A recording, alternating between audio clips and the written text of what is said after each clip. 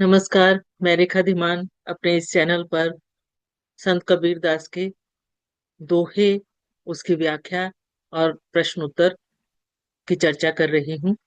और यही दोहे हर एक बोर्ड में, आईसीएसई बोर्ड के भी 9th में ये हैं, और बाकी भी बहुत सारी पुस्तकों में, बहुत सारी किताबों में इनके दोहे दिए गए हैं।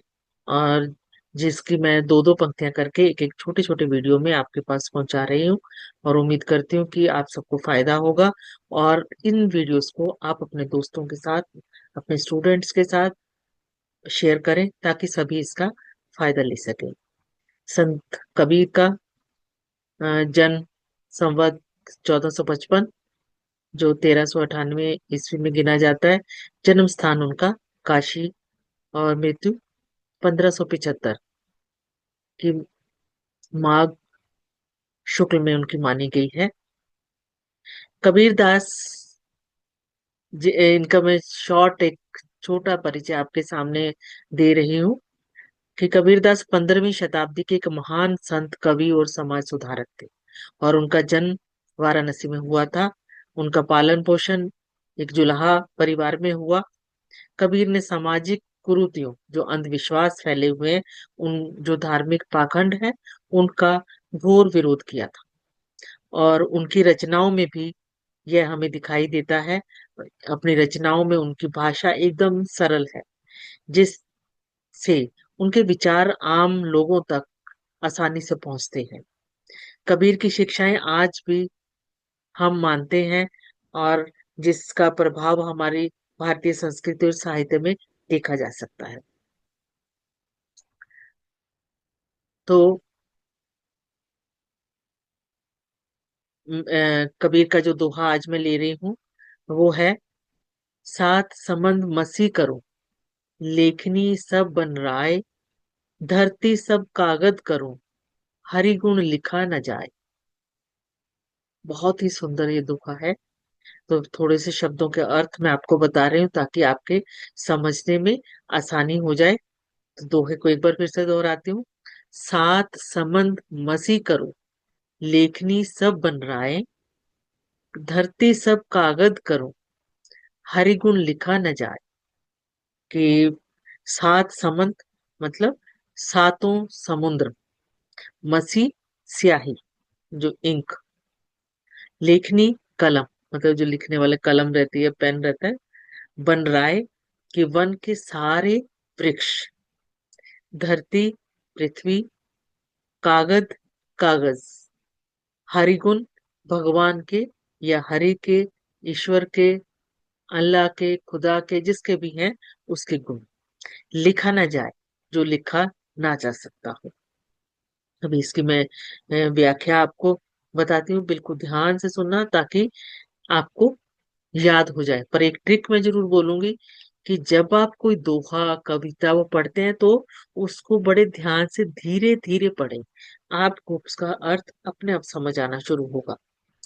और इस पंक्तियों की व्याख्या इस प्रकार है: कबीर दास जी कहते हैं, यदि सातों समुद्रों को स्याही बना दिया जाए, कि उसकी इंक बना ली जाए, सारे जंगलों के पेड़ों को काटकर कलम बना दी जाए, और पृथ्वी को कागज बना लिया जाए, फिर भी मैं भगवान के गुणों को नहीं लिख सकता। कि उनमें जो हमारे आराध्य हैं, उनमें इतने ज्यादा गुण हैं कि अपरंपार है, कि उसकी व्याख्या असीमित है। कि अगर सारे पेड़ों की हम उसके कलमे बना लें, समुद्रों से उसकी स्याही इंक बना लें, और पूरी धरती पर अगर हम लिखने लगे तो भी उसके गुण नहीं लिखे जा सकते। और इस दोहे के माध्यम से कबीर दास यह बताना चाहते हैं कि ईश्वर की महिमा, उसका प्रेम और गुण असीम है। वे किसी भी भौतिक साधन, मतलब जो हम आसपास ये जो बोल रहे हैं, स्याही कलम कागज, उससे हम उनको जो व्याख्या कर ही नहीं सकते, उसमें पूरे व्यक्त नहीं कर सकते। मानव की सीमित बुद्धि और भाषा उस अनंत परमात्मा को बांध नहीं सकती। तो इसके प्रश्न, एक तो कि किसने लिखा है, वो तो जब हम पढ़ रहे हैं तभी समझ आ रही है कि यह दोहा संत कबीर दास जी ने लिखा है। पर हमेशा फुल सेंटेंस में उत्तर दें जब आप प्रश्न का उत्तर दे रहे हैं। सात समंद मसी करूं का क्या अर्थ है?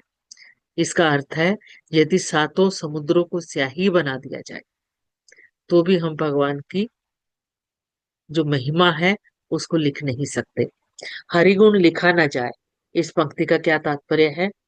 इसका तात्पर्य है कि भगवान के गुण इतने ज्यादा हैं, इतने अनंत हैं कि उन्हें लिख पाना मुश्किल है, असंभव है, कठिन है। कबीर दास जी इस दोहे से क्या संदेश देना चाहते हैं? वे कहना चाहते हैं कि ईश्वर की महिमा और गुणों को मापा या लिखा नहीं जा सकता। वे अनंत और अकथनीय है, मतलब उसको कहा भी नहीं जा सकता और लिखा भी नहीं जा सकता। इस दोहे में कबीर ने किन किन वस्तुओं का रूपांतरण किया है, कि कौन कौन सी चीजें हैं? समुद्र को उन्होंने स्याही कहा है, जंगलों के पेड़ों को कलम, और धरती को कागज। और मुख्य संदेश क्या है इस पंक्तियों का? ईश्वर की महिमा को शब्दों में बांधना असंभव है, कठिन है, मुश्किल है। दो तीन वर्ड मैं आपको बोल रही हूँ। मनुष्य का ज्ञान और साधन सीमित है, लेकिन ईश्वर असीम है, कि ईश्वर का इतना ज्यादा वो है कि उसको हम किसी भी सीमा में बांध नहीं सकते। सच्ची भक्ति का मार्ग है अनुभव, प्रेम और आत्मसमर्पण, न कि केवल ज्ञान या वाणी का प्रदर्शन है। तो इस वीडियो के द्वारा, इस व्याख्या के द्वारा आपको भी बहुत लाभ मिलेगा। इसको अपने दोस्तों तक पहुंचाएं और सब्सक्राइब करें चैनल को, और ताकि आपको जो भी यहाँ शिक्षावर्धक जो भी आपको वीडियोस हैं आपको समय से मिलते रहे। तो इसके साथ ही मैं विदा लेती हूँ, और जल्दी ही फिर नए वीडियो के साथ आपके साथ में साझा करूंगी। तब तक के लिए बाय बाय।